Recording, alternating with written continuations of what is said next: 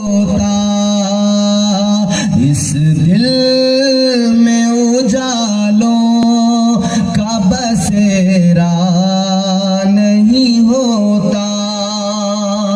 سبحان اللہ سبحان اللہ۔ یہ میرے مصطفیٰ کا ہی نور ہے جس سے ساری کائنات منور ہے اور جگمگا رہی ہے۔ پروردگار کائنات نے سب سے پہلے اپنے نور سے اپنے محبوب کے نور کو بنایا۔ اللہ نے تقریباً 1,24,000 یا 2,24,000 کم و بیش انبیاء علیہم السلام رسولان اعظام کو دنیا میں بھیجا۔ تمام انبیاء و مرسلین کو اللہ نے معجزے بھی عطا کیے۔ اللہ نے انہیں کمالات سے، خوبیوں سے نوازا، صفات کا مرقع بنا کے بھیجا۔ مگر یاد رہے، تمام نبیوں کی نبوت، رسولوں کی رسالت، ولیوں کی ولایت، اماموں کی امامت صرف اور صرف میرے مصطفیٰ کریم کا صدقہ ہے۔ سبحان اللہ سبحان اللہ۔ میرے آقا کا صدقہ ہے۔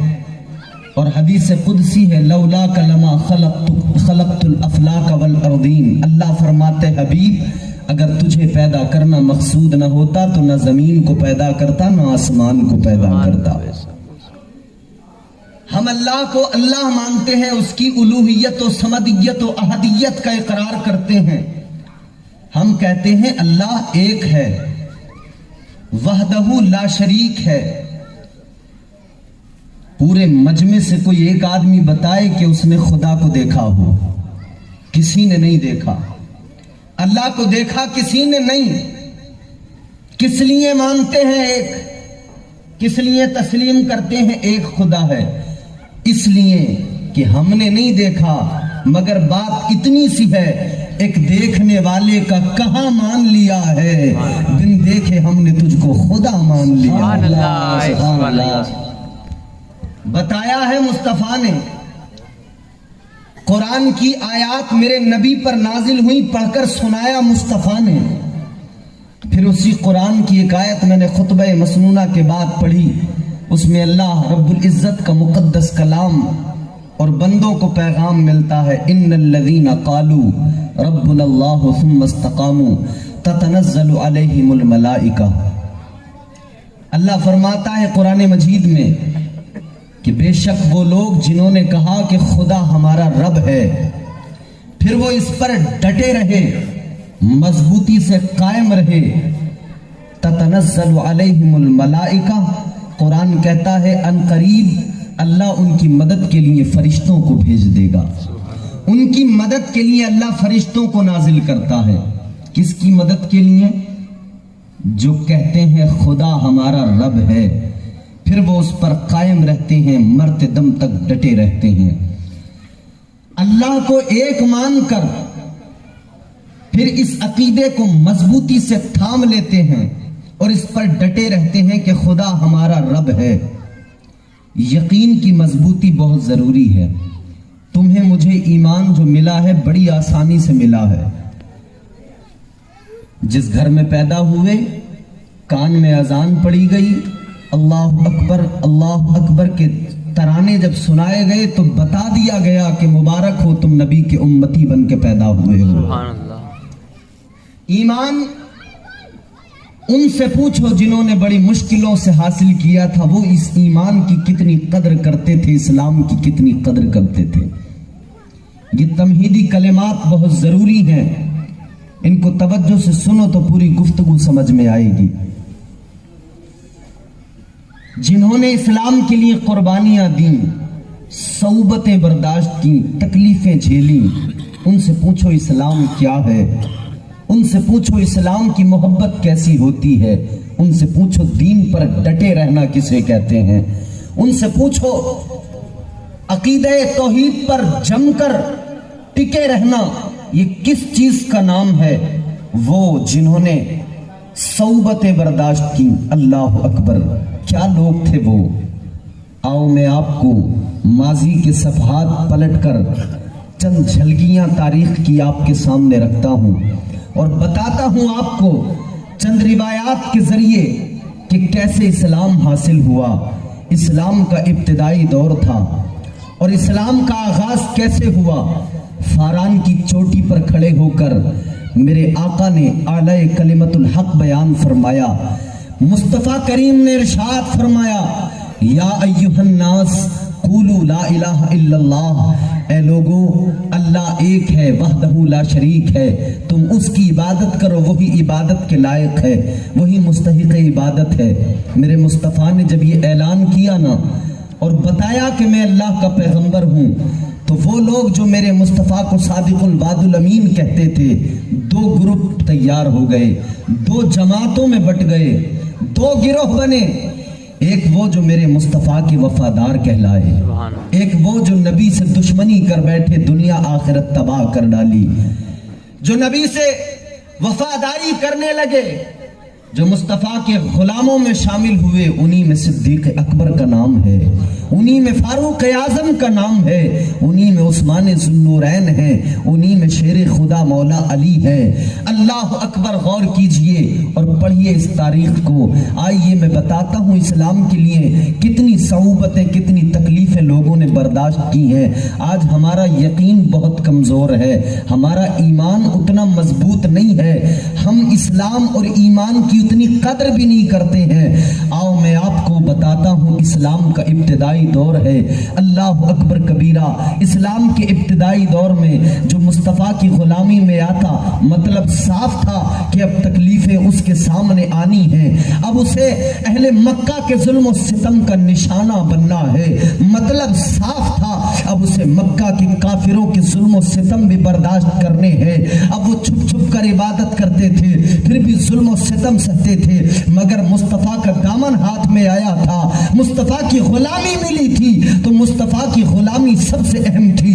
میرے عزیزو غور کرو، انہوں نے ایک ہی آواز بلند کی تھی، ایک ہی نعرہ لگایا تھا، ہمارے جسم میں جب تک جان ہے ہم تب تک نبی کا نام لیتے رہیں گے، ہمارے جسم میں جب تک لہو کا ایک آخری قطرہ بھی باقی ہے ہم مصطفیٰ کا کلمہ پڑھتے رہیں گے، ہم دین اسلام کے نعرے بلند کرتے رہیں گے۔ اللہ اکبر کبیرہ۔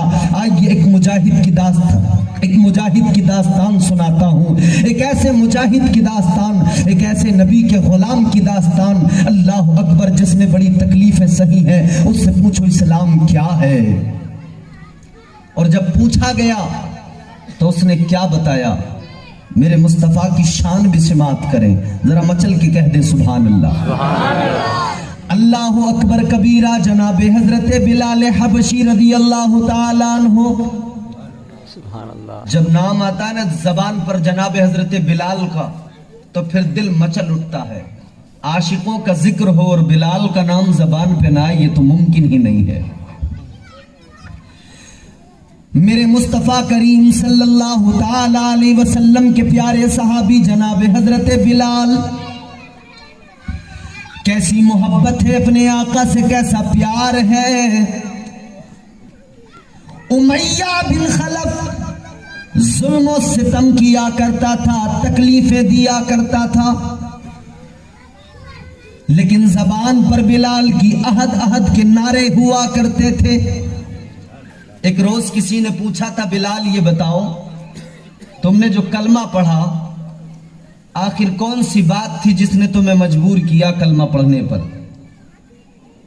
آخر وہ کون سی بات تھی جس سے تم متاثر ہوئے اور تم نے کلمہ پڑھ لیا؟ بلال حبشی پھر اپنی داستان سناتے ہیں۔ صحابہ کے جھرمٹ میں بیٹھ کر بلال اپنا پورا قصہ لوگوں کے سامنے بیان کرتے ہیں۔ اللہ اکبر کبیرہ۔ جناب حضرت بلال حبشی رضی اللہ تعالیٰ عنہ بیان کرتے ہیں، کہتے ہیں مجھے وہ رات آج بھی یاد ہے جب میں جس کا غلام تھا وہ میرا مالک بڑا سفاک تھا، بڑا ظالم تھا۔ سردی کا موسم تھا، سردی کے موسم کی وہ لمبی رات تھی۔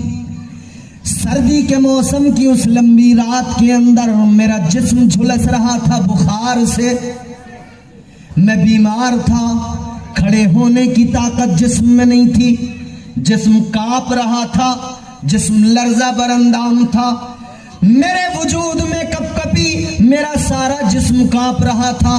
اللہ اکبر کبیرہ بیان کرتے ہیں کہ میں اس رات میں بیماری کے سبب اپنے بستر پہ پڑا تھا، بخار کے سبب اپنے بستر پہ پڑا تھا۔ اب ذرا توجہ کریں، اللہ اللہ کہتے ہیں میں بستر پہ پڑا ہوا تھا، مگر میرا مالک جو تھا، میرا آقا جو تھا، وہ بڑا ظالم تھا، بڑا سفاک تھا۔ وہ رات کے وقت میں میرے پاس آیا، تھوڑے سے جو لے کر آیا، اللہ اللہ کہنے لگا بلال اٹھ جا، تجھے ابھی رات میں کام کرنا ہے۔ اللہ اکبر کہتا ہے بلال یہ جو ہیں، آج کی رات تجھے یہ جو پیسنے ہیں، صبح کو دینے ہیں۔ اللہ اللہ بلال کہتے ہیں بیمار تھا میں، میرا جسم جھلس رہا تھا بخار سے، کچھ بول تو نہیں پایا، لیکن میں لیٹا رہا۔ میرا مالک جو رکھ کر چلا گیا، میں پھر بھی اپنے بستر پر لیٹا رہا۔ اللہ اللہ جناب حضرت بلال حبشی بیان کرتے ہیں میری آنکھ لگ گئی بیماری کے سبب، میری آنکھ لگی رات کے سناٹے میں۔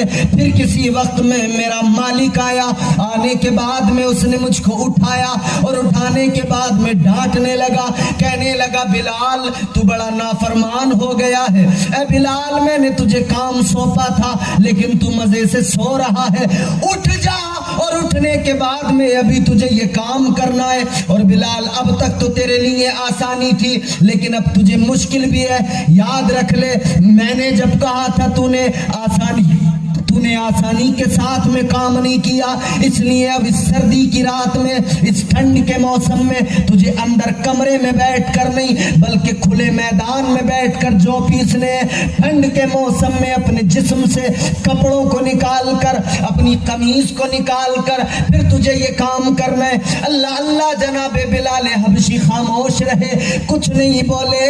مالک کہنے لگا اٹھ جا بلال، باہر بیٹھ جا، جسم سے قمیض اتار دے اور باہر بیٹھ کر اب تجھے جو پیسنا ہے۔ اتنا کہہ کر مالک چلا گیا، وہ آقا چلا گیا، امیہ بن خلف چلا گیا۔ حضرت بلال حبشی کہتے ہیں میں باہر بیٹھ گیا، چکی چلانے لگا، میرے جسم پر کپڑا بھی نہیں ہے، جسم کپ کپا رہا ہے ٹھنڈ سے، بخار بھی تھا، جھلس رہا تھا بخار میں جسم، لیکن سردی کے عالم میں اس مالک نے مجھے باہر بیٹھا دیا۔ جب میں چکی چلانے لگا تو میری آنکھوں سے آنسو بہنے لگے۔ غور کریں کتنی تکلیفوں کا دور تھا، ذرا سی آواز بڑھا تھوڑی سی کو، کیسا وقت تھا۔ اللہ اللہ جناب حضرت بلال حبشی رضی اللہ تعالیٰ عنہ بیان کرتے میری آنکھوں سے آنسو نکل رہے تھے، میں رو رہا تھا، کیا کرتا، مجبور تھا، غلام تھے، کیا کر سکتے تھے۔ پھر کہتے ہیں کہ مجھے ایک آہٹ محسوس ہوئی، ایسا لگا کوئی میری طرف آ رہا ہے، میں نے دیکھا کون آ رہا ہے۔ کہتے ہیں جب آنے والا قریب آیا تو میری نظر جب چہرے پہ پڑی میں حیران رہ گیا، آنے والا کوئی اور نہیں تھا، آنے والا تو آمینہ کا لال تھا۔ سبحان اللہ سبحان اللہ۔ مصطفیٰ جان رحمت تشریف لے آئے، بلال دیکھ رہے ہیں، آنکھوں میں آنسو ہیں۔ میرے آقا نے فرمایا بلال روتا کس لیے ہے؟ کہا کیا بتاؤں، ابھی تک کلمہ نہیں پڑھا تھا، لیکن کسی مجبور سے جب ہمدردی کے ساتھ کچھ پوچھو نا تو پھر وہ بتاتا ہے۔ جناب حضرت بلال حبشی میرے آقا کی بارگاہ میں آنکھوں میں اشک لیے ہوئے عرض کرنے لگے یا رسول اللہ، اے میرے آقا میں جس کا غلام ہوں وہ بڑا ظالم ہے، بڑا سفاک ہے، یا رسول اللہ سردی کے موسم میں کپڑے جسم سے نکلوا کے یہاں بیٹھا گیا ہے، میری طبیعت بھی خراب ہے آقا، لیکن وہ کہتا ہے آج رات تجھے کام کرنا ہے۔ میرے آقا نے فرمایا بلال اٹھ جا، کھڑا ہو جا۔ کہتے ہیں کھڑا کس لیے ہو جاؤں، کام نہیں کروں گا تو امیہ بن خلف مارے گا۔ میرے آقا نے فرمایا بلال فکر نہ کر، کھڑا ہو جا، اس لیے کہ جو تیرے سامنے کھڑا ہے وہ غریبوں کا غم گسار ہے، وہ اس امت کا طرفدار ہے۔ اللہ اللہ، میرے آقا فرماتے بلال کام بھی ہوگا، تو کھڑا ہو، بستر پہ جا کے لیٹ جا، آج رات آرام کر لے، آج تیرا سارا کام میں کروں گا۔ سبحان اللہ سبحان اللہ، میں کروں گا تیرا کام۔ بلال حبشی اٹھ گئے، توجہ سے سننا، ایسی لطف اندوز ہوں گے انشاءاللہ۔ اٹھ گئے بلال، اپنے بستر پہ جا کے لیٹ گئے۔ میرے مصطفیٰ کریم بیٹھ گئے چکی چلانے کے لیے۔ کون چلا رہا ہے؟ وہ جو اللہ کا محبوب ہے، وہ محبوب خدا جن کے لیے کسی کہنے والے نے کہا پیکرے دل ربا بن کے آیا، روح ارض و سما بن کے آیا، سب رسول خدا بن کے آئے، وہ حبیب خدا بن کے آیا۔ سیدہ آمنہ کا دلارا اور حلیمہ کی آنکھوں کا تارا، وہ شکستہ دلوں کا سہارا، بے بسوں کی دعا بن کے آیا، دست قدرت نے ایسا سجایا، اس نے تخلیق کو رشک آیا، جس کا رتبہ کسی نے نہ پایا، وہ خدا کی رضا بن کے آیا۔ ساری رات میرے آقا چکی چلاتے رہے، چکی چلاتے رہے، سحری کا وقت ہوا، کام مکمل ہوا، سب کچھ سامان سمیٹا، بلال حبشی کے حوالے کیا، کہا بلال اب تیرا مالک تجھے نہیں مارے گا، آئے تو یہ اس کو سونپ دینا۔ سحری کے وقت میں آقا واپس آ گئے۔ ایک رات کا معاملہ نہیں تھا، دوسری رات پھر میرے آقا آئے، پھر بلال کا کام کیا، بلال نے پھر آرام کیا، اور نبی کھجورے بھی ساتھ لے کر آئے، دودھ بھی ساتھ لے کر آئے، دوا بھی ساتھ لے کر آئے۔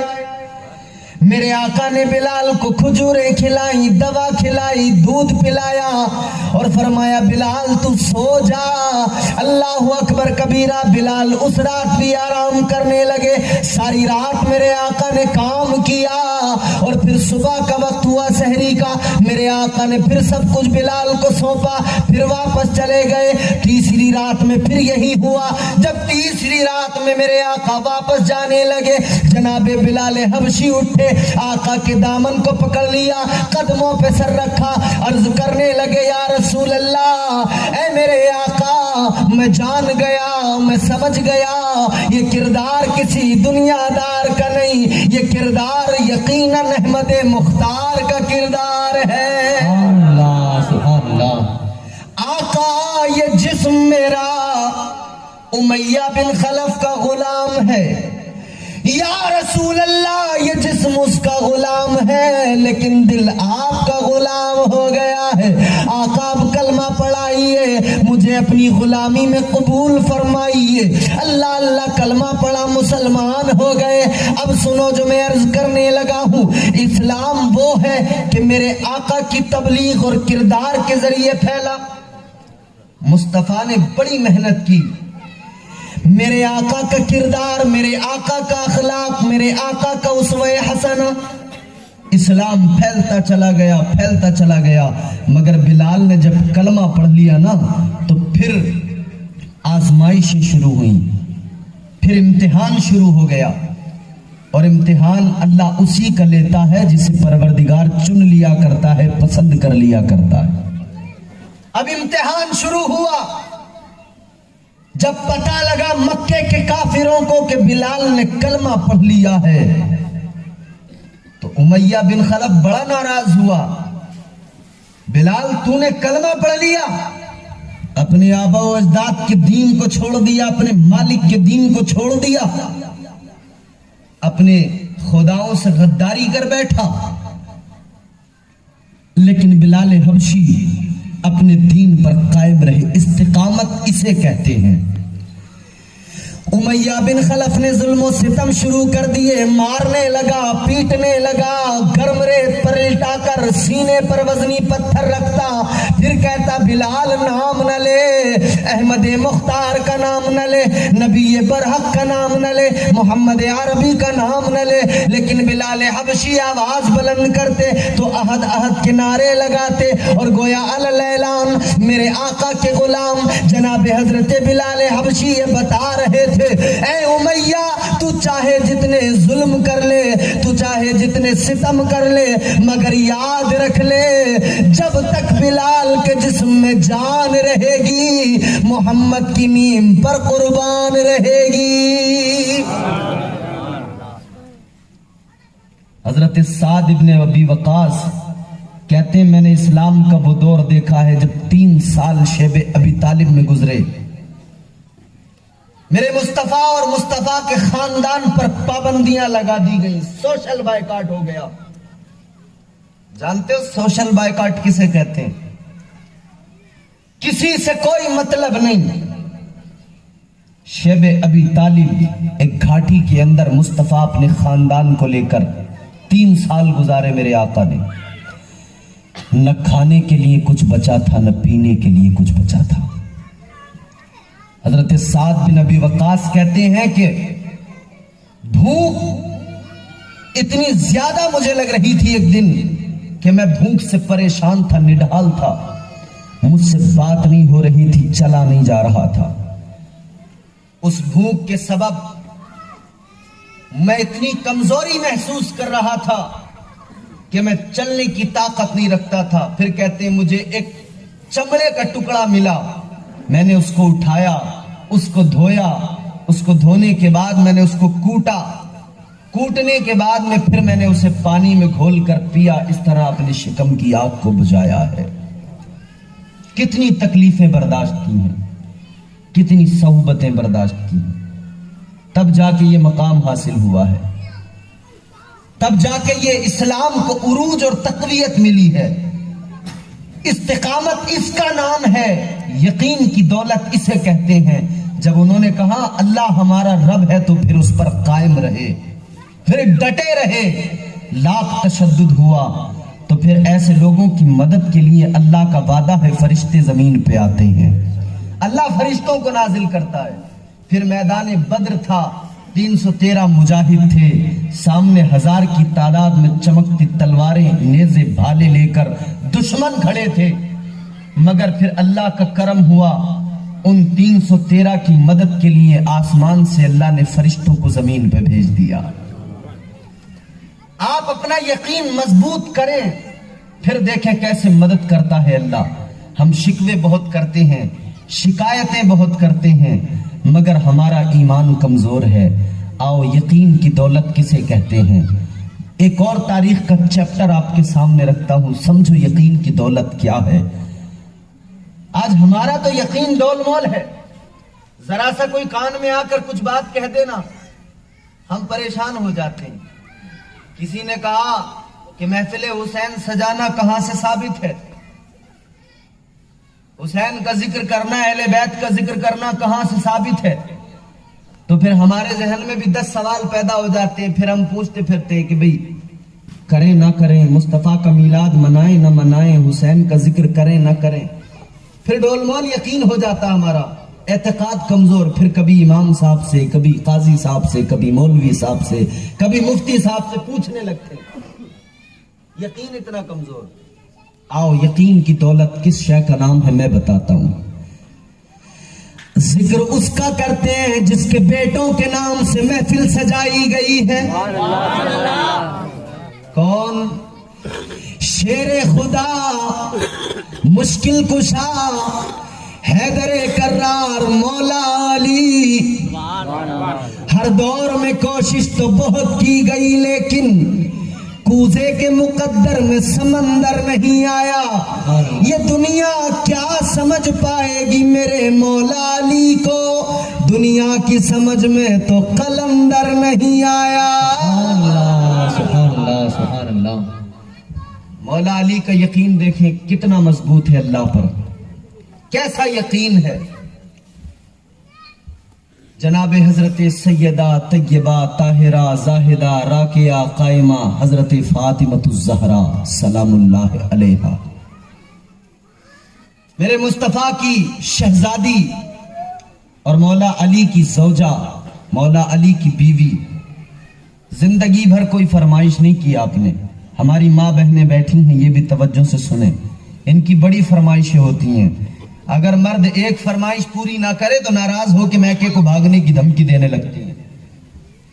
बड़ी फरमाइशें हैं, ये ला कर दो, वो ला कर दो, नहीं लाए तो फिर खाना भी सही से नहीं मिलेगा आपको, भूख हड़ताल हो जाएगी घर में।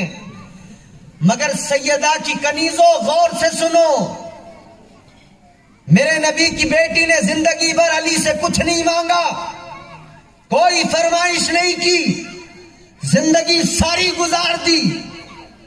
और कैसे गुजारी? वो वक्त भी आए कि 3-3 रोज के फाते किए मगर सब्र किया है। मुस्तफा करीम एक रोज पेट पे पत्थर बंधे हुए हैं, हजरत अबू बकर सिद्दीक भी, हजरत उमर फारूक आजम भी 3-3 रोज के फाके से, मेरे मुस्तफा 5 रोज के फाके से है। फिर किसी ने दावत की, जब दावत में पहुंचे तो उन्होंने रोटियां और सालन जब सामने लाकर रखा ना, तो नबी ने एक रोटी ली, उस रोटी पे सालन रखा, चंद बोटियां रखी और सहाबी को देकर कहा, जाओ मेरी बेटी फातिमा के घर लेके चले जाओ, फातिमा ने 5 दिन से कुछ नहीं खाया है। अच्छे से अच्छा खाना खाकर फिर हम अल्लाह के नाफरमान बन बैठे हैं।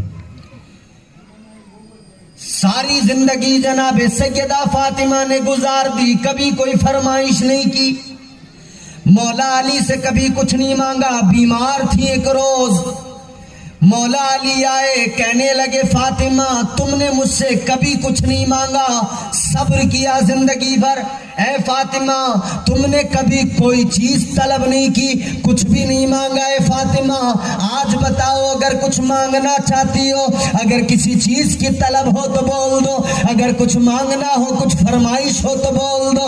अल्लाह अल्लाह, मेरे नबी की प्यारी बेटी जनाब सैयदा फातिमतुज़्ज़हरा सलामुल्लाह अलैहा आप फरमाने लगी, ऐ मेरे शोहरे नामदार, ऐ मेरे शोहर, ऐ मेरे सरताज, सुनो, मेरे बाबा ने, नबी ये बरहक ने, नबी ये आखिरुज़्ज़मान ने मुझे यही तरबियत दी थी कि जिंदगी सारी अली की वफादारी में गुजार देना, शोहर की वफादार बन के जिंदगी गुजारना है। और तो सुनो, मेरे नबी ने यही तो पैगाम दिया है, शोहर की वफादार बन के रहो, शोहरों के साथ में बदसलूकी ना करो। अल्लाह अल्लाह, मौला अली ने जब कहा तो कहने लगी, है मौला अली मांगती तो आज भी कुछ नहीं हूं, लेकिन हाँ आज मेरी तबीयत खराब है, अगर आप कर सको तो इतना कर दो, मेरा अनार खाने का दिल कर रहा है। ऐ मौला अली अगर हो सके तो एक अनार ला कर दे दो। सुभान अल्लाह, सुभान अल्लाह। बहुत अच्छा माइक है माशाल्लाह। क्या एक अनार? क्या मांगा? किसने मांगा? सैयदा ने, वो जिनके बाबा के कदमों में कायनात के खजानों की कुंजियां पड़ी हुई हैं। सैयदा ने मांगा तो क्या मांगा? सिर्फ एक अनार। और यहां तो हमारे यहां खवातीन की फरमाइशों की पूरी लिस्ट होती है, सोने चांदी के जेवरात नहीं दिए तो खैर नहीं है। बदलो मुआशरे को बदलो, सैयदा फातिमतुज़्ज़हरा की कनीज बनो, उनकी गुलाम बनो, उनकी सीरत को अपनाओ। एक अनार मांगा, मौला अली ने फरमाया बिल्कुल, अनार कहती हो अनार ला कर दूंगा। मेरे आपके नबी के प्यारे दामाद मौला अली मुश्किल कुशा हैदरे कर्रार घर से निकले अनार लेने के लिए, बाजार में पहुंच गए, अनार भी खरीद लिया, अपनी प्यारी बीवी के लिए अनार लेकर जा रहे हैं घर पर। अनार लेकर चले, मगर रास्ते में किसी ने दामन फैला दिया, किसी मांगने वाले ने सवाल कर दिया, मौला अली आप सखी हैं, आपका ताल्लुक सखी खानदान से, اے مولا علی میں بھوکا ہوں، میرے کھانے کا کوئی انتظام نہیں ہے مولا، اگر ممکن ہو تو مجھے کچھ کھلا دو، میں بھوکا ہوں، میں نے کچھ نہیں کھایا ہے۔ مولا علی سے جب سوال کیا تو پھر بھلا مولا کیسے ٹال سکتے تھے سائل کو؟ ایک انار تھا، سائل بھی کھڑا ہے، ادھر فاطمہ کی فرمائش بھی ہے۔ سوچنے لگے کیا کروں، اگر انار میں نے اس مانگنے والے کو دے دیا، سائل کو دے دیا، تو فاطمہ کو جا کر کیا جواب دوں گا؟ کبھی کچھ نہیں مانگا ہے، آج ایک انار مانگا ہے۔ ساری زندگی میں فاطمہ نے مانگا ایک انار، اب امتحان کا وقت ہے، کیا کروں؟ مگر مولا علی مشکل کشا حیدر کرار نے مانگنے والے کو دیکھا، اور دیکھنے کے بعد میں دل نے فیصلہ یہ کیا کہ بیوی میری ہے، مصطفیٰ کی بیٹی ہے، سمجھ جائے گی، سمجھا دوں گا، منا لوں گا، لیکن اگر اس کو نہیں دیا تو کہیں ایسا نہ ہو کہ اللہ ناراض ہو جائے۔ اب وہ انار میرے مولا علی نے اس مانگنے والے کو دے دیا۔ نعرہ تکبیر، اللہ اکبر، نعرہ رسالت، یا رسول اللہ، نعرہ حیدری، یا علی۔ انار دے دیا میرے مولا نے، گھر آ گئے۔ آتے آتے راستے میں سوچ رہے ہیں اب گھر جا کے کیا کہوں گا فاطمہ سے، بھائی فکر بھی لگی ہوئی تھی۔ اب فاطمہ جب کہیں گی انار نہیں لائے تو میں کیا کہوں گا، کیسے بتاؤں گا، کیسے سمجھاؤں گا؟ اللہ اللہ سوچتے سوچتے دروازے پہ آ گئے، دروازے پہ دستک دی، دروازہ کھلا، اندر آئے جناب سیدہ فاطمہ الزہرا نے چہرہ دیکھا، سمجھ گئی، کہنے لگی مولا علی کس لیے پریشان ہو؟ مجھے لگتا ہے کسی سائل نے تم سے انار مانگ لیا، مجھے لگتا ہے کسی نے سوال کر دیا ہوگا۔ کہنے لگے مولا فاطمہ تم نے کیسے اندازہ لگایا، فاطمہ تم کو کیسے معلوم ہوا؟ کہنے لگی مولا میں جانتی ہوں اگر مولا علی سے کوئی سوال کرے تو سائل کو کبھی ٹال نہیں سکتے ہیں۔ مولا علی کہنے لگے ہاں ایک سائل نے سوال کیا تھا فاطمہ، میں نے وہ انار اس کو دے دیا۔ کہا کوئی بات نہیں، ابھی باتیں ہو رہی تھی، گفتگو ہو رہی تھی کہ دروازے پہ پھر دستک ہوئی۔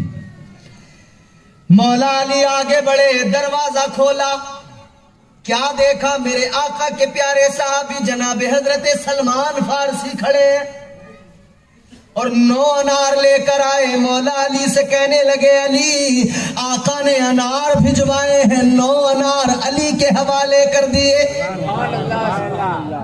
مولا علی نے دیکھے 1 2 3 4 5 6 7 8 9 کہا یہ تو 9 ہیں، کہاں 9 بھیجے ہیں؟ مولا علی فرمانے لگے 9 انار ہمارے نہیں ہیں، کسی اور کے ہوں گے، ہمارے نہیں ہیں۔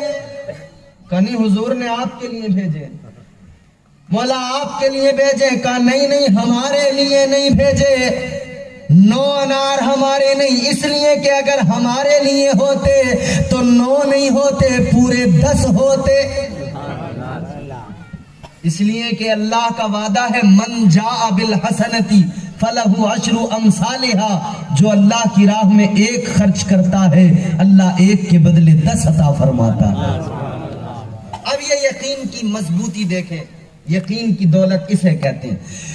میرے مولا علی نے فرمایا 9 انار ہمارے نہیں، کسی اور کے ہوں گے، ہمارے ہوتے تو 10 ہوتے۔ اللہ اللہ جیسے اتنا کہا تو حضرت سلمان فارسی نے جیب میں ہاتھ ڈالا، 10واں انار بھی نکالا اور کہا مولا میں تو آزما رہا تھا، امتحان لے رہا تھا، اللہ کے نبی نے یقیناً 10 ہی انار بھیجے ہیں، 10 ہی انار آقا نے بھیجے ہیں۔ اسے کہتے ہیں یقین، اسے کہتے ہیں ایمان کی مضبوطی۔ ان الذین قالوا ربنا اللہ ثم استقاموا تتنزل علیہم الملائکہ، یہ ایمان کی مضبوطی ہے۔ اگر یقین کمزور ہے تو ایمان مکمل ہو ہی نہیں سکتا ہے۔ میرے مصطفیٰ کریم صلی اللہ تعالی علیہ وسلم نے اس امت کو कामिल यकीन की दौलत से नवाजा है। ये अलग बात है अब हमारा यकीन डोलमोल हो गया, कमजोर हो गया। ताजदार बरेली इमाम अहले सुन्नत सरकार आला हजरत शाह इमाम अहमद रजा खान फाजिल बरेलवी बरेली शरीफ की सरजमीन पर है। ताउन का मर्ज फैल गया पूरे शहर में, अतराफ में, पूरे इलाके में। जब बीमारी सारे में फैल गई तो लोग हैरान परेशान थे उस दौर में। अचानक किसी रोज हुजूर आला हजरत की तबीयत खराब हो गई। यकीन की दौलत किसे कहते हैं। तबीयत खराब हुई तो एक हकीम को बुलाया गया। बड़े हकीम थे उस वक्त के। जब वो हकीम आए, उन्होंने नब्ज पकड़ी, देखा, और देखने के बाद में कहने लगी कि जो बीमारी, जो वबा फैली हुई है, वही बीमारी हो गई है। जैसे ही इतना कहा, हुजूर आला हजरत ने फरमाया, मुझे कोई भी बीमारी हो सकती है मगर वो वबा नहीं हो सकती, वो ताउन नहीं हो सकती। वकीम साहब कहने लगे, हकीम तुम हो या मैं हूं? मैं बता रहा हूं हकीम मैं हूं, मैं जानता हूं कि तुम जानते हो। मेरे आला हजरत फरमाते, कोई भी बीमारी हो सकती है मगर वो बीमारी नहीं हो सकती। अल्लाह अल्लाह वो कहने लगे कि अगर आप मेरी बात नहीं मानते तो फिर ठीक है, मैं इलाज भी नहीं करता। जब तुम्हें मेरी बताई हुई बीमारी पर एतबार नहीं, मेरी बताई हुई बीमारी पर भरोसा नहीं, तो इलाज भी फिर किसी और से करा लो, इलाज भी फिर खुद ही कर लो। अल्लाह अल्लाह वो हकीम नाराज होकर चले गए। फिर आला हजरत ने अपने तरीके से इलाज किया, अपने तरीके से मेरे आला हजरत ने अपना ट्रीटमेंट शुरू किया, इलाज किया, शिफा भी मिल गई, ठीक हो गए। फिर किसी ने आकर सवाल कर दिया, ए अहमद रजा, ए आला हजरत ये बताइए, जब हकीम ने नब्ज पकड़कर कहा था कि आप वबा की जद में आ गए हैं तो आपने इनकार किस लिए किया था? तो आला हजरत फरमाते, सुनो, वो बीमारी जो फैली थी मेरे आका ने उसके लिए एक इलाज बताया। मेरे मुस्तफा करीम ने एक दुआ तालीम फरमाई। आका ने एक दुआ बताई कि अगर कोई शख्स इस दुआ को पढ़ लेगा उसे बीमारी नहीं हो सकती, उसे ताउन का मर्ज नहीं हो सकता। मेरे आला हजरत फरमाते, मैंने उस दुआ को पढ़ लिया था, मुझे यकीन था मुझे कोई भी बीमारी हो सकती है लेकिन वो बीमारी मुझे नहीं हो सकती, इसलिए कि मैंने दुआ को पढ़ लिया था। ये यकीन की मजबूती थी। यकीन मजबूत करें अपना, और इस्लाम, दीन इस्लाम जो हमें मिला है इसकी कद्र करना सीखें। इसकी कद्र चौराहों पे बैठ कर नहीं होती, दीन की कद्र चौपालों पे बैठ कर भी नहीं होती, दीन की कद्र मेले लगाकर भी नहीं होती है, दीन की कद्र मस्जिदें आबाद करके होती है, दीन की कद्र मुस्तफा का अदब करके होती है। आज हम लोग जुमला खराबियां हमारे अंदर मौजूद हैं। अगर गिनाने पे आ जाएं तो हम एक तरफ तो कहते हैं मुसलमान हैं, दूसरी तरफ झूठ भी बराबर बोलते हैं। क्या हम नबी अकरम सल्लल्लाहु अलैहि वसल्लम के फरामीन पर एतमाद नहीं करते, भरोसा नहीं करते? क्या हम कभी ये नहीं सोचते कि मुस्तफा ने फरमाया है कि झूठों पर अल्लाह की लानत है? तो फिर हम ख्याल क्यों नहीं करते कि नबी ने लानत फरमाई है तो हमें झूठ से बचना चाहिए? फिर हमारा नबी की तालीम पर यकीन मजबूत क्यों नहीं होता? हम एक तरफ दावा करते हैं हम मुसलमान हैं, हम गौसो रजा ख्वाजा के मानने वाले हैं, फिर हम दूसरी तरफ नशे करते हैं, शराबे पीते हैं। फिर हमारा यकीन कमजोर क्यों पड़ जाता है? फिर हम क्यों नहीं सोचते कि हमें अल्लाह के रसूल ने क्या बनाया था और हम क्या बन बैठे हैं? जरा सा मुश्किल वक्त आए, जरा सी कोई परेशानी आए, हमारा यकीन कमजोर हो जाता है, हमारा एतमाद डगमगाने लगता है। ऐ मेरे अजीजों, गौर तो करो, क्या हमारा इस्लाम, क्या हमारा ईमान, क्या हमारी तौहीद परस्ती इतनी सी है कि जरा सी मुश्किल आए, जरा सा आजमाइश का वक्त आए तो हमारा यकीन कमजोर पड़ जाए, फिर हम अजीब अजीब बातें करने लगे, जरा सी मुश्किल आए तो फिर हम शिकवे करने लगते हैं, जरा सी मुश्किल आए तो फिर हम अल्लाह से 1000 शिकायतें करने लगते हैं। ऐ मेरे अजीजों गौर फरमाओ, अरे अल्लाह तबारक व तआला जो करता है ना, इंसान के हक में हमेशा बेहतर करता है। रब के फैसलों पर राजी रहना सीखो, उसके फैसलों पर राजी रहो। और ईमान का हिस्सा है आमनतु बिल्लाहि व मलाइकतिही व कुतुबिही व रुसुलिही वल यौमिल आखिरी वल क़द्रि खैरिही व शर्रिही मिनल्लाहि तआला वल बास बादल मौत। जब हम ईमान लाते हैं, जब हम इस्लाम की बात करते हैं तो आमनतु बिल्लाहि व मलाइकतिही, अल्लाह पर फरिश्तों पर ईमान लाना जरूरी है। व कुतुबिही व रुसुलिही, किताबों पर जो अल्लाह ने नाजिल फरमाई ईमान लाना जरूरी है। उसके रसूलों पर जो उसने मबूस किए ईमान लाना जरूरी है। वल क़द्रि खैरिही व शर्रिही, अच्छी बुरी तकदीर पर भी ईमान लाना जरूरी है। जरा सी मुश्किल आए तो फिर शिकवे 1000 हो गए, आजमाइश का वक्त आया तो फिर शिकवे 1000 हो गए। तबीयत खराब हो जाए, 1-2 साल अगर बीमार रहें तो फिर हम 1000 शिकवे अल्लाह से करने लगते हैं। ये हमारा ईमान है। अल्लाहु अकबर कबीरा। ये महफिल जिसके नाम की सजी है, उनकी जिंदगी से इबरत हासिल करें हम। इमाम हुसैन ने करबला में एक ही पैगाम दिया है, और वो पैगाम है हुसैन का कि हुसैन ने अपने नाना की उम्मत को सब्र सिखाया है। सब्र की तालीम दी है हुसैन ने, सब्र करना सिखाया है हुसैन ने, और बता दिया कि वक्त चाहे जितना भी दुश्वार हो, चाहे जितनी मुश्किलें हो, मगर सब्र करना और तकदीर के फैसलों पर राजी रहना। अल्लाह तबारक व तआला ने जो तुम्हारे मुकद्दर में रखा है वो तुम्हारे साथ होकर रहेगा, मगर जबान पे कोई हर्फ शिकवा कभी मत लाना। अल्लाह ने जो तुम्हारे मुकद्दर में लिखा है तुमको मिलकर रहेगा। अपना यकीन मजबूत रखना।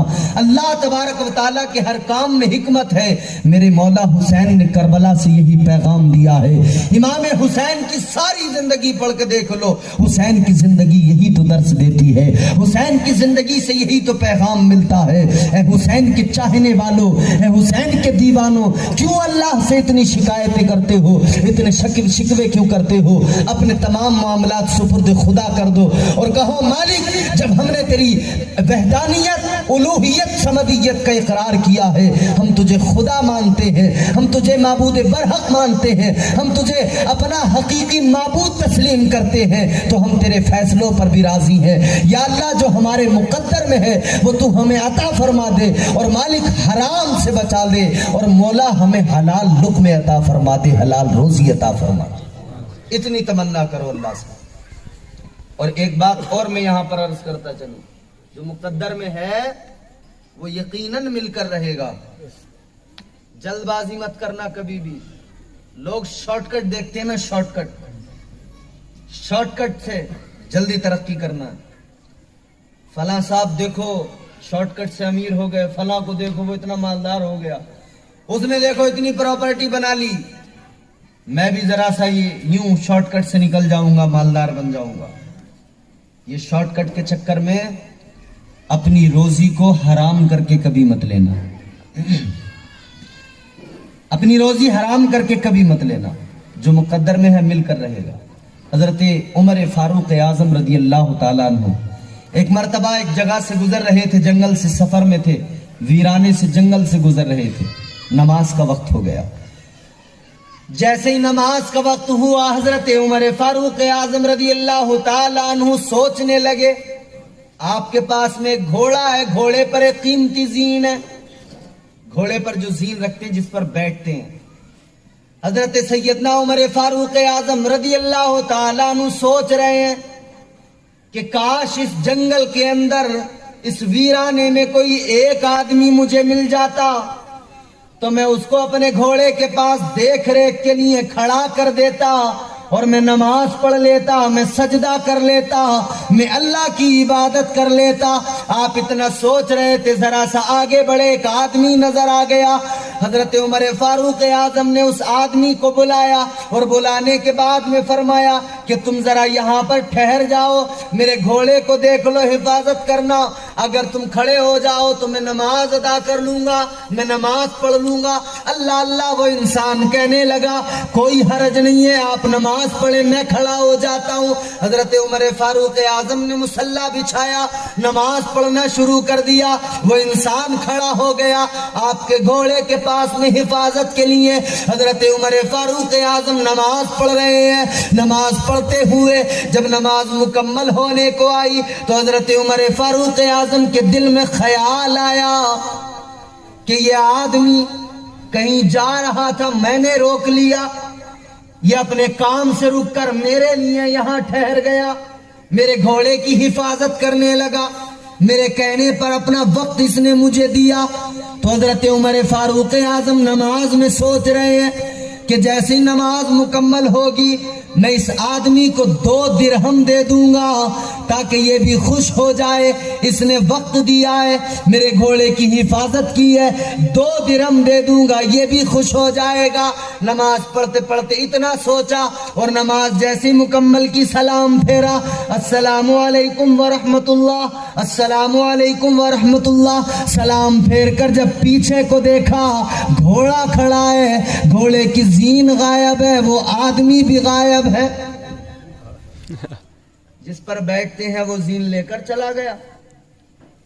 حضرت عمر فاروق اعظم نے دیکھا اچھا لے کر چلا گیا، خیر کوئی نہیں، آگے بڑھے۔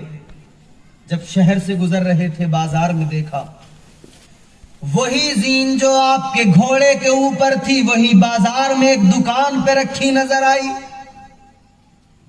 جب اس زین کو دیکھا تو عمر فاروق اعظم آگے بڑھے اور بڑھنے کے بعد میں دکاندار سے جا کر کہا یہ زین تمہارے پاس کہاں سے آئی؟ یہ میرے گھوڑے کی زین ہے۔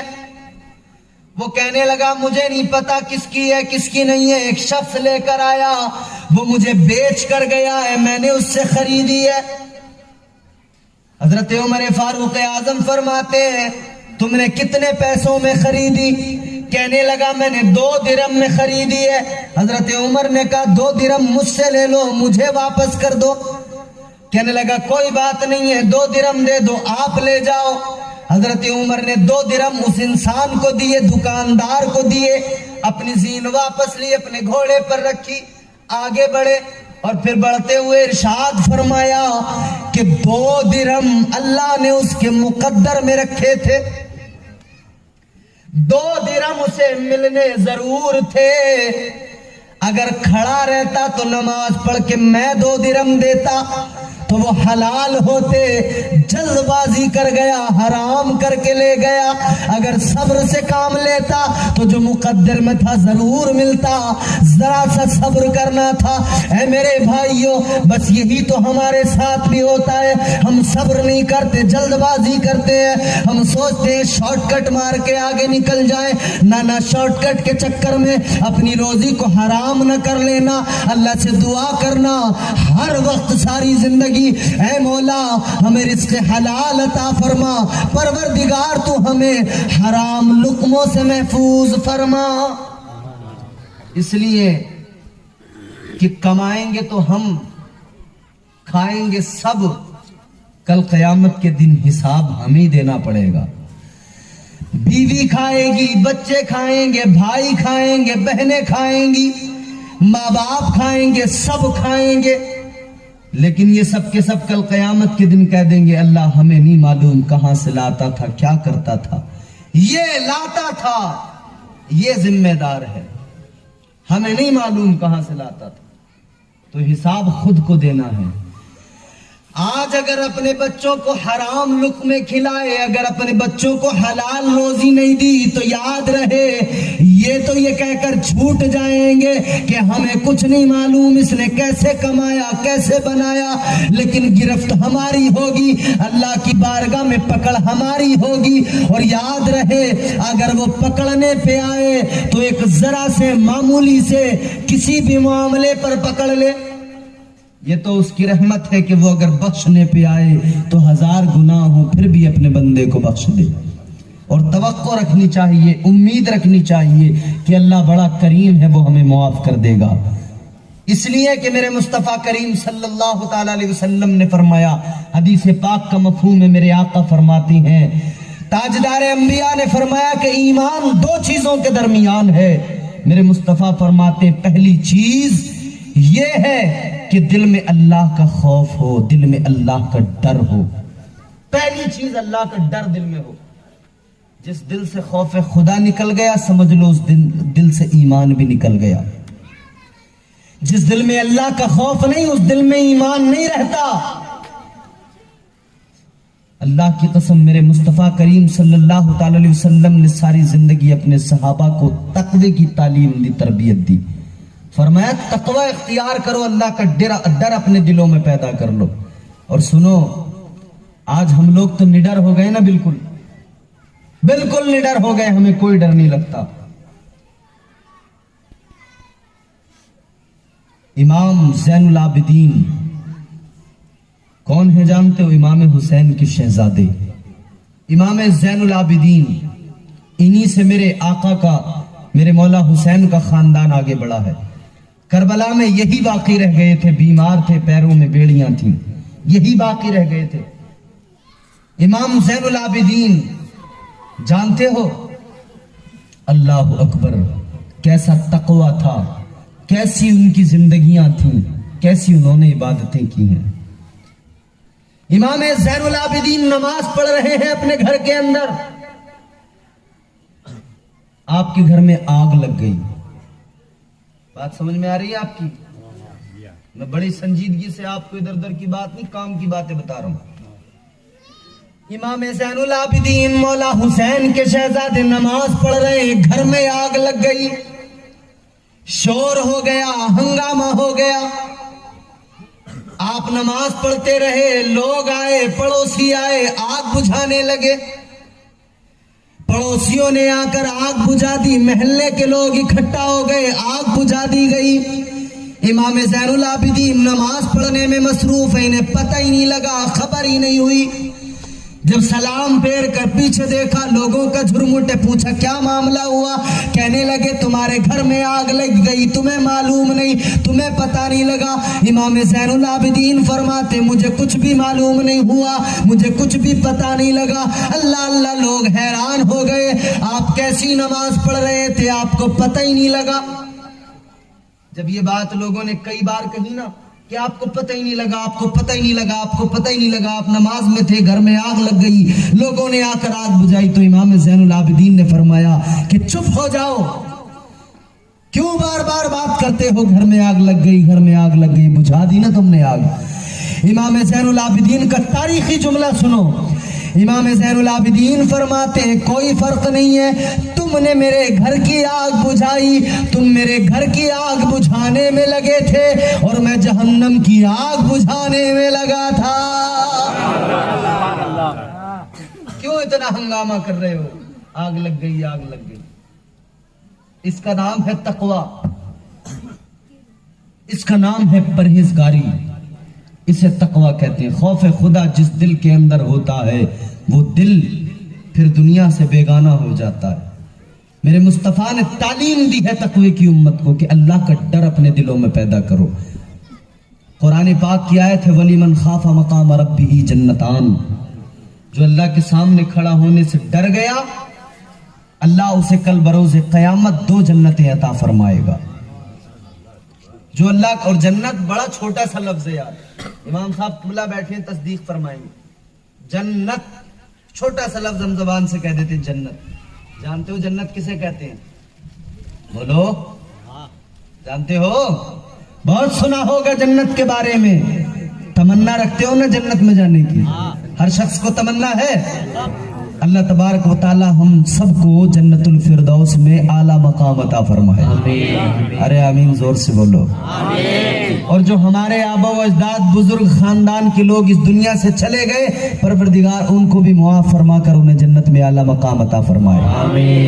ہمیں بھی اللہ بخشے، ہماری مغفرت فرمائے۔ جنت لفظ چھوٹا سا ہے، مگر دیکھو جنت کیا ہے۔ میں بتاتا ہوں جنت کیا ہے۔ اللہ اللہ، بخاری و مسلم میں دونوں میں حدیث موجود ہے۔ میرے آقا نبی رحمت تاجدار مدینہ صلی اللہ تعالی علیہ وسلم نے ارشاد فرمایا، جنت کے بارے میں جب میرے آقا نے فرمایا تو جنت میں جو، میں مفہوم بتا رہا ہوں، جنت میں جو ادنا جنتی ہوگا، ادنا جنتی کون؟ جس نے دنیا میں رہ کر گناہ کیے، پھر کل قیامت کے دن اسے عذاب دیا جائے گا، اللہ تبارک و تعالیٰ اسے جہنم میں ڈال دے گا، پھر اس کو سزا ملے گی، پھر سزا مکمل ہونے کے بعد اس کو جہنم سے نکالا جائے گا، اور جہنم سے نکال کر سب سے آخر میں جنت میں بھیجا جائے گا۔ وہ سب کے آخر میں جنت میں جانے والا، وہ لاسٹ میں جنت میں جانے والا، وہ سب سے ادنا جنتی، سب سے چھوٹا جنتی، اس کی آپ دیکھیں جنت میں کیا شان ہوگی، اسے کیا ملے گا جنت میں۔ آج اگر ہمارے پاس میں 1-2 ایکڑ، 50 ایکڑ، 20 10 20 50 100 ایکڑ زمین ہو، ہم بڑے اتراتے پھرتے ہیں، زمین ہمارے پاس 100 ایکڑ ہے، فلاں کے پاس 500 ایکڑ زمین ہے، فلاں کے پاس 1000 ایکڑ زمین ہے، مگر سنو سنو، دنیا کی چھوٹی سی یہ زمینداری مل جائے ہم اترانے لگتے ہیں، مگر سنو میرے آقا فرماتے ہیں کل قیامت کے دن وہ شخص جو عذاب جھیل کر جنت میں جائے گا، جو سب کے آخر میں جنت میں جائے گا، اس جانے والے کو، اس ادنا جنتی کو کل قیامت کے دن اللہ تبارک و تعالی کیا عطا فرمائے گا؟ یہ جو پوری کائنات ہے، یہ جو پوری دنیا ہے، یہ جو پوری زمین ہے، پوری دنیا کی زمین کے 10 گنا زیادہ زمین اللہ اس ادنا جنتی کو جنت میں عطا فرمائے گا۔ اللہ ہاتھوں کو لہرا کر جواب دے، نعرہ تکبیر، نعرہ رسالت، یا رسول اللہ، نعرہ حیدری، یا علی۔ سبحان اللہ سبحان اللہ۔ ایک ادنا جنتی کو جنت میں اتنی زمین ملے گی، کتنی؟ جتنی پوری دنیا کے اندر زمین ہے اس سے 10 گنا زیادہ جنت میں زمین ایک ادنا جنتی کو ملے گی۔ اب جملہ سنو توجہ سے، جب ایک ادنا جنتی جو عذاب جھیل کر جنت میں پہنچا اسے اتنی زمین ملے گی تو غور کرو حسین کی زمینداری کا کیا عالم ہوگا۔ تو پھر اندازہ تو کرو زین العابدین کو کتنی زمین ملے گی، پھر سوچو تو صحیح کہ جناب حضرت امام جعفر صادق کو کتنی زمین ملے گی، پھر غور تو کرو پھر جنت میں غوث اعظم کی زمینداری کتنی ہوگی، پھر سوچو تو صحیح جنت میں غریب نواز کو کتنی زمین ملے گی، پھر سوچو تو صحیح اللہ والوں کی زمینداریوں کا کیا عالم ہوگا۔ انہیں کتنی زمینداریاں ملیں گی، یہ تو زندگی پوری اللہ کی راہ میں وقف کر بیٹھے ہیں، اور اللہ کی بارگاہ میں ان کا قرب ایسا ہو گیا ہے۔ حضرت بہلول دانا کا نام سنا ہوگا آپ نے، اللہ کے ولی ہیں، مجذوب ہیں، مجذوبوں کی بھی دنیا عجیب ہوتی ہے، پھر انہیں نہ اپنا ہوش رہتا ہے نہ دنیا کا ہوش رہتا ہے، یاد رہتا ہے تو اپنا رب یاد رہتا ہے۔ یہ محبت کی دنیا بڑی دل نشیں ہے، سمجھ رہے؟ محبت کی دنیا بڑی دل نشیں ہے، محبت نہیں ہے تو کچھ بھی نہیں ہے، محبت لفظ و معنی میں کبھی لائی نہیں جاتی، یہ وہ نازک حقیقت ہے جو سمجھائی نہیں جاتی، محبت کے لیے کچھ خاص دل مخصوص ہوتے ہیں، یہ وہ نغمہ ہے جو ہر ساز پر گایا نہیں جاتا، اور محبت جب آگے بڑھتی ہے تو عشق میں تبدیل ہوتی ہے، پھر عشق کی دولت ہر کسی کو نہیں ملتی۔ ایک اللہ کے ولی گزرے ہمارے یہاں مراد آباد میں، حضرت مولانا مفتی اکرم الحق صاحب رحمت اللہ علیہ، بڑے پائے کے بزرگ گزرے ہیں، بہت اچھی شاعری بھی کرتے تھے۔ تصوف کیا چیز ہے، انہوں نے اشعار ایسے ایسے کہے، اللہ اکبر۔ انہوں نے کیا کہا؟ محبت کرنے والا رحم کے قابل نہیں ہوتا، ہمارا عقدہ مشکل کسی سے حل نہیں ہوتا، چڑھا جاتے ہیں وہ دو پھول یہ ان کی عنایت ہے، مزار عشق تو کانٹوں کے بھی قابل نہیں ہوتا۔ حضرت بہلول دانا مجذوب ایک جگہ سے گزر رہے ہیں، خلیفہ ہارون رشید کے محل کے قریب سے گزر رہے ہیں۔ ہارون رشید اپنے محل کی چھت پر ٹیرس پر ٹہل رہے ہیں، نظر پڑی نیچے اللہ والا جا رہا ہے، مجذوب جا رہا ہے۔ تو آپ نے اپنے سپاہیوں سے، خلیفہ ہارون رشید نے اپنے سپاہیوں سے کہا کہ دیکھو بہلول دانا جا رہے ہیں، مجذوب جا رہے ہیں، اللہ والے جا رہے ہیں، انہیں کام کرو اوپر بلاؤ، کچھ بات کرنی ہے۔ جب ان کو اوپر بلایا تو سپاہیوں نے اوپر سے ٹوکری ڈالی نیچے والے سپاہیوں کو اشارہ کیا، انہوں نے پکڑ کر بابا کو اس ٹوکری میں بٹھایا، اوپر والوں نے رسی کھینچی، ایک لمحے کے اندر چھت پہ بلا لیا۔ اوپر ٹیرس پہ پہنچ گئے، سامنے ہارون رشید نے کہا بابا ایک سوال پوچھنا ہے۔ کا سوال پوچھنا تھا تو یہ طریقہ کون سا تھا اوپر بلانے کا؟ کہا نہیں بس آپ کو دیکھا تو دل چاہا کہ بلا لوں۔ تو بابا نے کہا کہ ہاں بادشاہ ہونا تو شاہانہ ٹھاٹ واٹ تو نہیں جانے والے، وہ شاہانہ مزاج ہے نا، اسی لیے اسی طرح سے بلا لیا۔ خیر کوئی بات نہیں، پوچھو کیا پوچھنا چاہتے ہو۔ اللہ والے کبھی ناراض نہیں ہوتے ہیں، وہ غصہ نہیں کرتے، وہ اصلاح کرتے ہیں۔ ہارون رشید کہنے لگے ایک سوال کرنا ہے، ایک بات معلوم کرنی ہے۔ اللہ والے نے فرمایا پوچھو کیا پوچھنا چاہتے ہو۔ ہارون رشید نے کہا کہ مجھے اتنا بتا دو کہ آپ اللہ تک کیسے پہنچے، کتنا وقت لگا، کیسے اللہ تک پہنچے۔ کتنا اہم سوال کر دیا ہارون رشید نے، مگر اللہ والوں کے جواب بھی بڑے عجیب ہوتے ہیں۔ اسی لیے تو ہم کہتے ہیں اللہ کیے جانے سے اللہ نہ ملے، اللہ والے ہیں جو اللہ سے ملا دیتے ہیں۔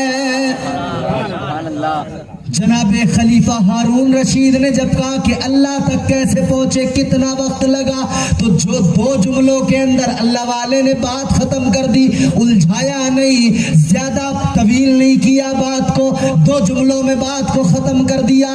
اللہ والے نے فرمایا اللہ تک میں ایسے ہی پہنچا جیسے تم تک پہنچ گیا، نیچے تھا تم تک جیسے پہنچا ویسی اللہ تک پہنچ گیا۔ ہارون رشید کہنے لگے بات تو بڑی جلدی کہہ دی مگر سمجھ میں نہیں آئی۔ کہ بادشاہ ہو اتنی جلدی سمجھ میں نہیں آئے گی، شاہانہ مزاج ہے، سمجھ میں کیسے آ جائے گی بات۔ کہنے لگے سنو تم ٹھہرے بادشاہ، اگر مجھے تم سے ملنا ہوتا تو پہلے میں درخواست لکھتا، اپلیکیشن لگاتا، اپائنٹمنٹ لیتا ملنے کے لیے، میں وزیر سے ملتا، تمہارے کسی درباری سے ملتا، وہ پھر مجھے ٹائم دیتا کہ فلاں دن پہ بادشاہ بیٹھیں گے، پھر ملاقات کرنا، پھر تمہارا دربار لگتا، پھر دربار میں ملنے والوں کی لائن لگتی، اور اگر میں پیچھے ہوتا تو تم ملنے والوں سے ملتے، پھر میرا نمبر آتے آتے اگر تم تھک جاتے تو کہتے آج نہیں ملیں گے، اب تھک گئے کل ملیں گے۔ اگر میں چاہتا ملنا تو اتنا لمبا پروسیس تھا، اگر میں ملاقات کرنا چاہتا تو بڑا ٹائم لگتا تم تک پہنچنے میں، لیکن جب تم نے ملنا چاہا تو ایک لمحے کے اندر نیچے سے اوپر کھینچ لیا، تم نے ملنا چاہا ایک لمحے میں نیچے سے اوپر بلا لیا، بس اتنا سے معاملہ ہے۔ جب بندہ کوشش کرتا ہے تو ذرا ٹائم لگتا ہے، پروسیس لمبا ہو جاتا ہے، اور جب اللہ کسی کو چن لے، جب اللہ کسی کو پسند کر لے، پھر ٹائم نہیں لگتا، پھر وقت نہیں لگتا، ادھر وہ سجدے میں سر رکھتا ہے، ادھر اللہ کے جلوے اسے نظر آ جاتے ہیں۔ پھر لمبا پروسیس نہیں ہوتا، پھر تو یوں اللہ تک رسائی حاصل ہو جاتی ہے۔ عشق حقیقی اسے کہتے ہیں، دنیا کے عشق میں کھونے والوں دیکھو تو صحیح عشق ہوتا کیا ہے۔ عشق وہ ہوتا ہے کہ جناب ایوب علیہ السلام کے پورے جسم کو، پورا جسم بیماری کے سبب، مرض کے سبب جو ہے سڑنے لگا، کیڑے پڑنے لگے جسم کے اندر۔ عشق اسے کہتے ہیں، غور کرنا۔ آپ بڑے مالدار تھے، بڑے امیر تھے، محل تھا، اولاد تھی، 6 بیٹے تھے، محل تھا، بڑے باغات تھے، سب کچھ تھا، مگر جب اللہ نے آزمایا نا تو ایک دن کے اندر سارے کھیتوں میں آگ لگ گئی۔ جب اللہ نے آزمایا ایک دن کے اندر سارے باغات میں آگ لگ گئی، ایک دن کے اندر اولاد مر گئی۔ جب اللہ نے آزمایا سب کچھ ایک دن میں ختم، برسوں میں بنایا تھا، ایک دن میں سب ختم ہو گیا۔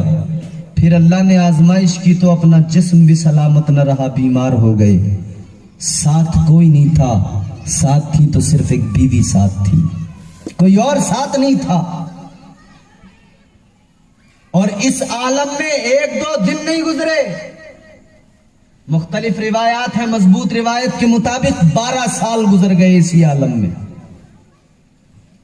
جب اتنا وقت گزرا تو بیوی نے کہا ایک روز کہ آپ اللہ کے پیغمبر ہیں، اللہ سے دعا تو کرو، ہاتھ تو اٹھاؤ، اللہ کی بارگاہ میں دعا تو کرو کہ وہ آپ کو شفا عطا فرمائے۔ کہنے لگے کہ یہ تو ابھی 12 سال ہوئے ہیں تکلیفوں میں، اس سے پہلے جو ہم نے زندگی گزاری ہے نا، وہ ہم نے تقریباً 40 برس کے آس پاس کی زندگی وہ گزاری ہے جس میں ہمارے پاس صحت بھی تھی، جسم بھی سلامت تھا، مال بھی تھا، دولت بھی تھی، بیٹے بھی تھے، سب کچھ تھا۔ اتنا لمبا عرصہ ہم نے گزارا ہے، اس لمبے عرصے میں ہمارے پاس سب کچھ تھا، اب بیمار ہوئے ہیں تو ابھی تو 12 ہی سال ہوئے ہیں، پہلے اتنا لمبا وقت گزرنے دو، جب یہ وقت پورا ہو جائے گا پھر اللہ کی بارگاہ میں دعا کریں گے۔ ہم تو بھیا ذرا ٹھوکر لگ جائے، پیر میں چوٹ لگ جائے اور اگر 1 مہینہ ٹھیک نہ ہو تو پریشان ہو جاتے ہیں، پھر یا اللہ مجھے کیسی مصیبت میں ڈال دیا، یا اللہ میں کب ٹھیک ہوں گا، مالک مجھے کیسی پریشانی میں تو نے ڈال دیا۔ اللہ اکبر۔ 12 سال گزار دیے اسی عالم میں جناب ایوب علیہ السلام نے۔ جب پھر اللہ رب العزت نے آزمائش جب مکمل ہوئی نا، فرشتوں سے فرمایا آزما لیا؟ کہاں مولا آزما لیا۔ کیسا پایا؟ کہ اللہ ایوب کے دل میں صرف تیری محبت ہے اور کچھ نہیں ہے، مولا تیری محبت کے سوا ایوب کے دل میں کچھ نہیں ہے۔ اللہ نے فرمایا پھر امتحان پورا ہو گیا، اب اللہ نے صحت بھی دے دی، شفا بھی مل گئی، بیماری بھی ختم ہو گئی، اور بیماری ختم ہونے کے بعد میں اللہ نے دولت بھی دے دی، پھر محل ہے، پھر باغات ہیں، پھر سب کچھ اللہ نے عطا فرما دیا۔ تو پھر کسی نے پوچھا ایوب علیہ السلام سے کہ وہ جو تمہارا زمانہ گزرا بیماری میں، وہ جو پریشانیوں کا دور تھا تمہارا، بتاؤ وہ وقت کیسا گزرتا تھا؟ اس وقت میں آسائشیں ہیں، آرام ہے، آسانیاں ہیں، اب میں اور اس وقت میں جو مشکلوں کا وقت تھا کیا فرق تمہیں نظر آیا؟ اللہ اللہ جناب حضرت ایوب علیہ السلام فرمانے لگے اللہ نے نعمتیں عطا فرمائی ہیں، یہ بھی اس کا شکر ہے، یہ بھی اس کی نعمتیں ہیں، اللہ کا احسان ہے، لیکن وہ وقت جو تھا وہ بھی وقت بڑا عجیب تھا۔ اس وقت میں جو لذتیں تھیں، اس وقت میں جو مزہ تھا وہ اس وقت میں مزہ نہیں ہے، اس میں بھی ایک الگ لطف تھا، ایک الگ مزہ تھا۔ اللہ اللہ پوچھنے والے نے پوچھا اس میں کیا مزہ تھا؟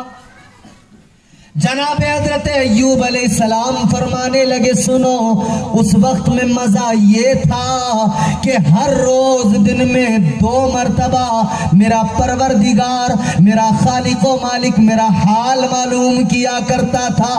دن میں 2 مرتبہ، 12 گھنٹے میں 1 مرتبہ میرا دن میں 1 مرتبہ، 24 گھنٹے میں 1 مرتبہ میرا مولا، میرا پروردگار، میرا مالک میرا حال معلوم کیا کرتا تھا۔ ایوب تم کس حال میں ہو؟ ایوب تمہارا کیا حال ہے؟ کہنے لگے جب میرا رب میرا حال معلوم کرتا تھا وہ لطف اتنا عجیب تھا، وہ ایسی لذت تھی، اس میں ایسا سکون تھا، ایسی حلاوت تھی۔ جب میرا پروردگار میرا حال معلوم کرتا تھا تو اس معلوم کرنے، اس لہجے کے سوز و گداز کے سبب اس مستی میں 12 گھنٹے گزر جاتے تھے۔ 12 گھنٹے کا وقت اس مستی میں گزر جاتا تھا، پتہ ہی نہیں لگتا تھا۔ اور پھر 12 گھنٹے اس انتظار میں گزرتے تھے کہ اب 12 گھنٹے کے بعد میرا پروردگار پھر میرا حال معلوم کرے گا۔ مشکلوں میں صبر کرنا سیکھو، ایمان مضبوط کرو اور دل میں اللہ کا خوف پیدا کرو۔ میرے آقا نے فرمایا، میں حدیث بیان کر رہا تھا کہ 2 چیزیں ہیں، کیا؟ ایک تو ہے تقوی، اللہ کا ڈر، ایمان ان 2 چیزوں کے درمیان ہے۔ پہلی چیز دل میں اللہ کا ڈر ہونا چاہیے اور دوسری چیز اللہ کی رحمت پر بھروسہ ہونا چاہیے۔ اگر دل میں اللہ کا ڈر ہے اور اس کی رحمت پر بھروسہ ہے، جس دل میں یہ دو باتیں پائی جائیں سمجھ لینا اس دل میں ایمان موجود ہے۔ جس دل میں ان دو میں سے کوئی ایک چیز نہیں پائی جائے تو سمجھ لینا اس کا ایمان کمزور ہے، مضبوط نہیں ہے، کامل نہیں ہے۔ دونوں چیزیں، اللہ کا خوف دل کے اندر ہو، اس کی رحمت پہ بھروسہ ہو، اللہ سے ڈرتے ہوئے اعمال صالحہ کرتے رہنا، اور دل میں یہ بھی خیال رہے کہ اللہ بڑا کریم ہے، وہ معاف کرنے والا ہے، وہ بخشنے والا ہے، وہ رحم فرمانے والا ہے، وہ مغفرت فرمانے والا ہے، وہ رب ہے، اس نے کہا ہے انی انا الغفور الرحیم، وہ اپنے بندوں سے 70 ماؤں سے زیادہ محبت کرتا ہے۔ ایک ماں کی محبت یہ ہے کہ بچہ اگر روتا ہے تو ماں تڑپ جاتی ہے، اللہ اللہ بچہ اگر روئے ماں تڑپ جاتی ہے۔ بات کو ختم کر رہے ہیں، آخری بات توجہ سے سنو، ذرا جھوم کے بول دو سبحان اللہ۔ 9 مہینے ماں اپنے شکم میں بچے کو رکھتی ہے، تکلیفیں سہتی ہے، مشکلیں برداشت کرتی ہے۔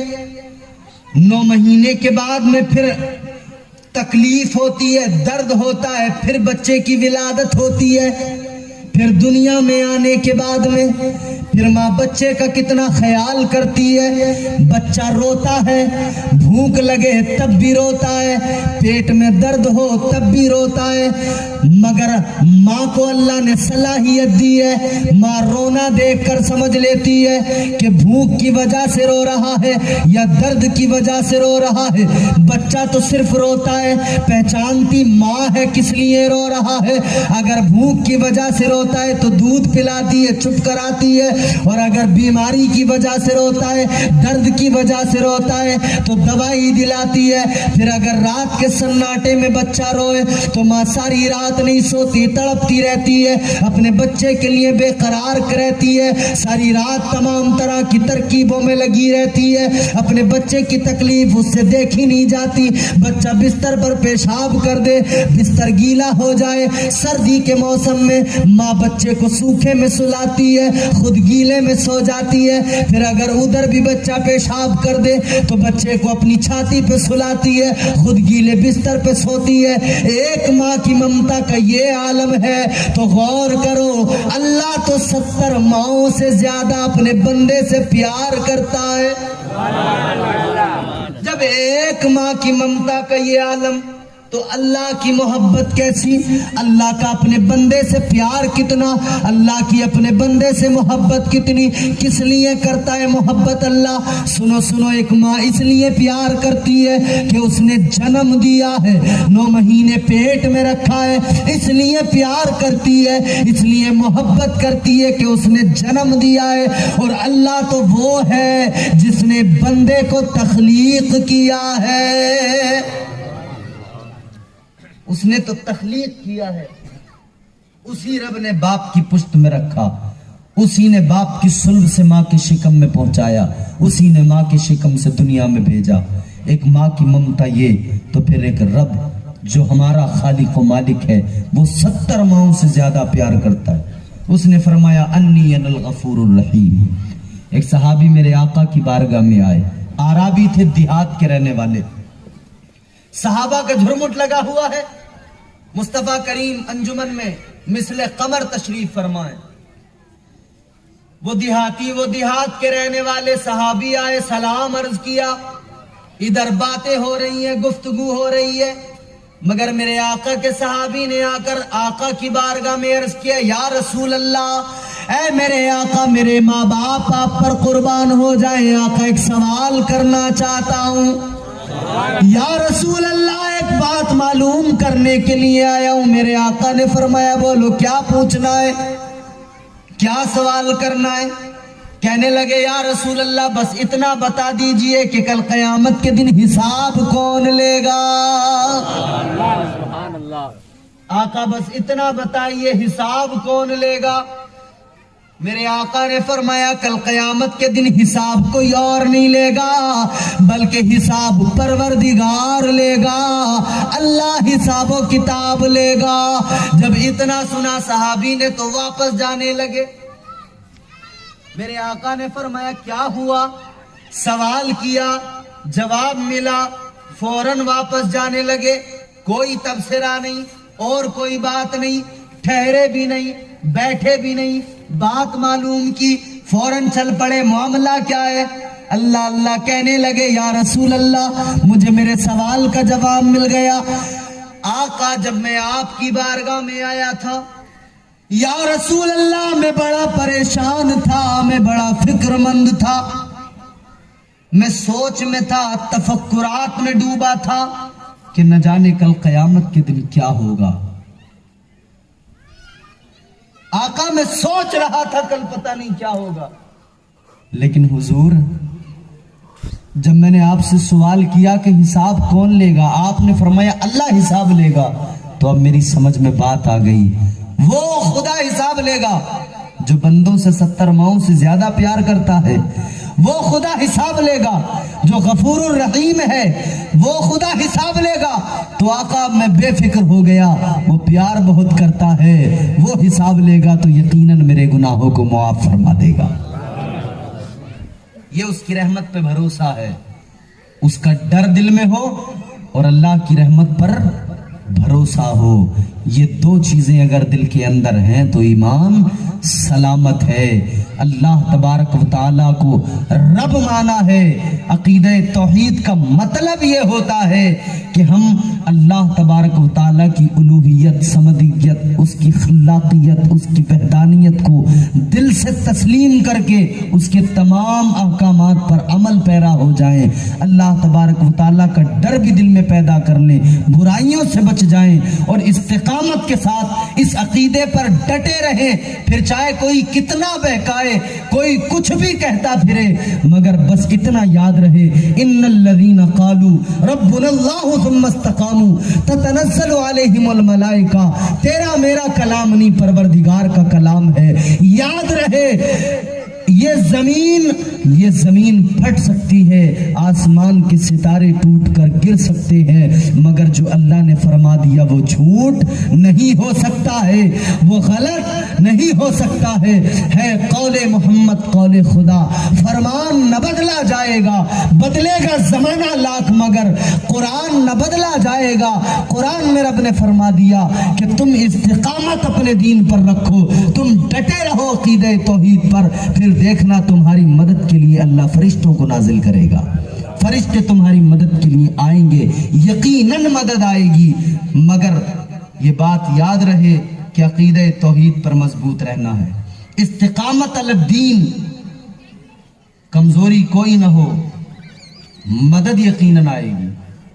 اللہ تبارک و تعالی مجھے آپ کو ہم سب کو نیک اعمال کی توفیق عطا فرمائے، اور پروردگار ہم سب کو اپنا عشق، اپنی محبت عطا فرمائے، اور ہم سب کو اللہ تبارک و تعالی اپنے محبوب کریم صلی اللہ تعالی علیہ وسلم کے صدقہ و طفیل من جملہ برائیوں سے محفوظ فرمائے۔